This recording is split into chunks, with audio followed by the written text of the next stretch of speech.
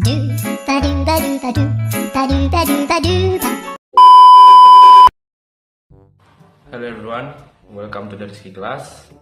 For the first, let me introduce myself. My name is Richard Siburian with my ID 2205082037, and I am from Accounting 5E, Departemen Accounting, Politeknik Negeri Medan. So I made this video because to fulfill my assessment of accounting of UMKM with my lecturer, Mr. Rizky Saputra, SA MSE. So in this video, I will do explanation about development of UMKM in Indonesia. Baiklah, sekali lagi saya sampaikan, dibuatnya video ini untuk memenuhi tugas mata kuliah akuntansi UMKM dengan judul Perkembangan UMKM di Indonesia dan UMKM menurut Undang-Undang Nomor 20 Tahun 2008 dan PP Nomor 7 Tahun 2021. Pokok pembahasan dalam video ini yaitu 1.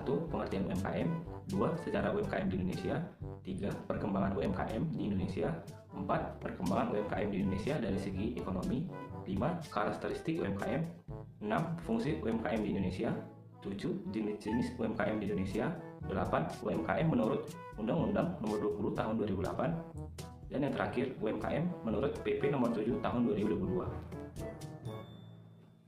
Pengertian UMKM. UMKM adalah singkatan dari usaha mikro, kecil, dan menengah. UMKM merupakan kegiatan ekonomi yang dilakukan oleh individu, kelompok, rumah tangga, atau badan usaha kecil. UMKM memiliki peran penting dalam perekonomian Indonesia, di antaranya membangkitkan sektor ekonomi, menyerap tenaga kerja, memperkenalkan produk lokal ke dunia internasional. Selanjutnya, sejarah UMKM di Indonesia. Sejarah UMKM di Indonesia sama tuanya dengan sejarah perekonomian bangsa Indonesia. Kegiatan UMKM dalam bentuk perdagangan telah ada sejak masih berbentuk barter hingga penemuan uang. Aktivitas perekonomian di Indonesia pada awalnya adalah UMKM bentuk usaha dagang dalam bentuk industri besar, baru berkembang setelah masuknya kolonialisme ke Indonesia. Suburnya, kegiatan UMKM di Indonesia terlihat dengan adanya pasar-pasar di tiap daerah di Indonesia. Pasar menjadi tempat pertukaran barang bagi produk pertanian, peternakan, kerajinan tangan, dan lain-lain. Hingga saat ini, UMKM masih terus eksis sebagai penjaga atau penyangga perekonomian nasional. UMKM bisa ditemui dari pusat perkotaan hingga pelosok pedesaan sebagai wujud dari kemandirian masyarakat di tengah terbatasnya lapangan pekerjaan formal. Selanjutnya, perkembangan UMKM di Indonesia. Usaha mikro, kecil, dan menengah atau UMKM merupakan salah satu pilar penting dalam perekonomian Indonesia. UMKM memiliki peran yang sangat strategis dalam meningkatkan pertumbuhan ekonomi dan mengurangi tingkat kemiskinan. Menurut data dari Kementerian Koordinator di bidang perekonomian, UMKM di Indonesia mencakup lebih dari 60% dari total jumlah usaha yang ada di Indonesia dan memberikan lapangan kerja bagi sekitar 110 juta orang atau sekitar 58% dari total penduduk di Indonesia. Meskipun demikian, perkembangan UMKM di Indonesia masih mengalami banyak kendala dan hambatan. Salah satu kendala utama yang dihadapi UMKM adalah kesulitan akses terhadap sumber daya yang dibutuhkan untuk mengembangkan usahanya, seperti modal, informasi, dan teknologi. Selain itu, UMKM juga sering mengalami kesulitan dalam mengikuti tren pasar yang berubah cepat serta menghadapi persaingan yang semakin ketat dengan usaha besar. Masih membahas tentang perkembangan UMKM di Indonesia, perkembangan UMKM di Indonesia mengalami banyak kemajuan dalam beberapa tahun terakhir, yaitu digitalisasi dan e-commerce, yaitu peralihan ke platform digital, di mana banyak UMKM mulai memanfaatkan platform e-commerce dan media sosial untuk memasarkan produk mereka. Ini mempermudah mereka untuk menjangkau konsumen yang lebih luas. Kedua, ada akses pembiayaan, yaitu program kredit. Pemerintah meluncurkan berbagai program seperti kredit usaha rakyat atau KUR untuk meningkatkan akses modal bagi UMKM. Lembaga keuangan juga mulai menawarkan produk pembiayaan yang lebih fleksibel. 3. Inovasi produk dan layanan, yaitu pengembangan produk, di mana UMKM mulai fokus pada inovasi, termasuk penggunaan bahan baku lokal dan pengembangan produk yang memenuhi kebutuhan pasar.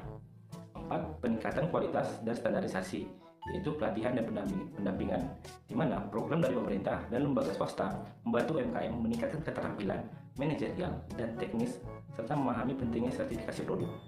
5. Pemasaran global, yaitu partisipasi di pameran internasional, di mana UMKM semakin aktif mengikuti pameran internasional untuk memperkenalkan produk mereka dan menjalin jaringan bisnis. Selanjutnya, perkembangan UMKM di Indonesia. Yang keenam, yaitu kebijakan dan dukungan pemerintah. Itu regulasi yang mendukung, di mana pemerintah mengeluarkan berbagai kebijakan yang memberikan dukungan bagi UMKM, seperti insentif pajak, program pelatihan, dan akses pasar. Perkembangan UMKM yang ketujuh, kesadaran akan branding, yaitu strategi branding, di mana banyak UMKM mulai memahami pentingnya branding yang efektif untuk membedakan produk mereka di pasar yang kompetitif. Selanjutnya, perkembangan UMKM di Indonesia, tapi dari segi ekonomi yang lebih spesifik, yaitu kontribusi terhadap PDB, di mana UMKM berkontribusi sebesar 60,5% terhadap PDB atau produk domestik bruto nasional. Yang kedua, penyerapan tenaga kerja, di mana UMKM menyerap 96,9% dari total penyerapan tenaga kerja nasional. Yang ketiga, jumlah UMKM. UMKM menyumbang sekitar 99% dari total unit usaha di Indonesia. Selanjutnya, ada fungsi UMKM. Yang pertama, penciptaan lapangan kerja, di mana UMKM berkontribusi signifikan dalam menyediakan lapangan kerja untuk membantu mengurangi angka pengangguran. Yang kedua, pemberdayaan ekonomi. Dengan menyediakan produk dan layanan, UMKM meningkatkan daya beli masyarakat dan mendukung perekonomian lokal. Yang ketiga, penyediaan produk dan layanan, di mana UMKM memenuhi kebutuhan konsumen dengan berbagai produk dan layanan yang beragam, seringkali lebih sesuai dengan kebutuhan lokal. Yang keempat, pengembangan keterampilan, yaitu melalui pelatihan dan pengalaman kerja. UMKM membantu meningkatkan keterampilan tenaga kerja. Dan yang terakhir, akses pasar, yaitu UMKM seringkali menjembatani kebutuhan pasar lokal dengan produk yang lebih terjangkau dan spesifik. Karakteristik UMKM. Yang pertama, ada skala kecil, yaitu jumlah karyawan dan modalnya terbatas. Yang kedua, manajemen sederhana, yaitu dikelola secara langsung oleh pemilik. Yang ketiga, inovatif, yaitu cenderung lebih kreatif dan adaptif terhadap perubahan. Yang keempat, bergantung pada pasar lokal, yaitu fokus pada pelanggan di sekitar saja. Yang kelima, mendukung perekonomian lokal, yaitu memberikan lapangan kerja dan kontribusi pada ekonomi setempat. Selanjutnya, ada jenis-jenis usaha yang termasuk dalam UMKM, seperti usaha kuliner, usaha fashion, usaha agribisnis, usaha jasa, usaha perdagangan, usaha produk kecantikan, usaha kerajinan tangan, dan usaha otomotif. Dan masih banyak usaha lain lagi. Dan berikut adalah contoh-contoh gambar jenis-jenis usaha UMKM di Indonesia. Materi selanjutnya, pengertian UMKM menurut Undang-Undang Nomor 20 Tahun 2008 tentang usaha mikro, kecil, dan menengah atau UMKM, yaitu usaha produktif yang dimiliki oleh perorangan atau badan usaha yang memenuhi kriteria tertentu. Kriteria tersebut dibedakan menjadi usaha mikro, usaha kecil, dan usaha menengah. Usaha mikro adalah usaha produktif milik orang perorangan atau badan usaha perorangan yang memenuhi kriteria usaha mikro sebagaimana diatur dalam undang-undang ini. Dan yang kedua, usaha kecil adalah usaha ekonomi produktif yang berdiri sendiri yang dilakukan oleh perorangan atau badan usaha yang bukan merupakan anak perusahaan atau bukan cabang perusahaan yang dimiliki, dikuasai atau menjadi bagian langsung maupun tidak langsung dari usaha menengah atau usaha besar yang memenuhi kriteria usaha kecil sebagaimana dimaksud dalam undang-undang ini. Dan yang ketiga, usaha menengah adalah usaha ekonomi produktif yang berdiri sendiri yang dilakukan oleh perorangan atau badan usaha yang bukan merupakan anak perusahaan atau cabang perusahaan yang dimiliki, dikuasai atau menjadi bagian langsung maupun tidak langsung dengan usaha kecil atau usaha besar dengan jumlah kekayaan bersih atau hasil penjualan tahunan sebagaimana diatur dalam undang-undang ini. Adapun dua usaha lainnya yang saya dapatkan dari Undang-Undang Nomor 20 Tahun 2008 ini, yaitu pertama ada usaha besar, yaitu usaha ekonomi produktif yang dilakukan oleh badan usaha dengan jumlah kekayaan bersih atau hasil penjualan tahunan lebih besar dari usaha menengah yang meliputi usaha nasional, milik negara atau swasta, usaha patungan atau usaha asing yang melakukan kegiatan ekonomi di Indonesia. Dan yang kedua ada dunia usaha, yaitu usaha mikro, usaha kecil, usaha menengah, dan usaha besar yang melakukan kegiatan ekonomi di Indonesia dan berdomisili di Indonesia. Selanjutnya, kriteria UMKM menurut Undang-Undang Nomor 20 Tahun 2008. Kriteria usaha mikro adalah sebagai berikut: memiliki kekayaan bersih paling banyak 50 juta, tidak termasuk tanah dan bangunan tempat usaha, dan memiliki hasil penjualan tahunan paling banyak 300 juta. Dan yang kedua, kriteria usaha kecil, yaitu memiliki kekayaan bersih lebih dari 50 juta sampai dengan 500 juta, tidak termasuk tanah dan bangunan tempat usaha, dan memiliki penjualan tahunan lebih dari 300 juta sampai dengan 2 miliar. 500 juta rupiah.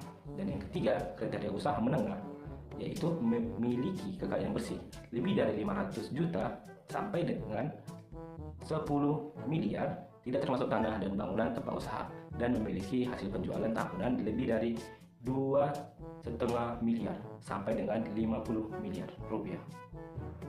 Selanjutnya ada pengertian UMKM menurut Peraturan Menteri Nomor 7 Tahun 2021, yaitu usaha mikro merupakan usaha produktif yang dimiliki perorangan dan atau badan usaha perorangan yang sudah memenuhi kriteria usaha mikro yang sebagaimana telah diatur dalam peraturan pemerintah ini.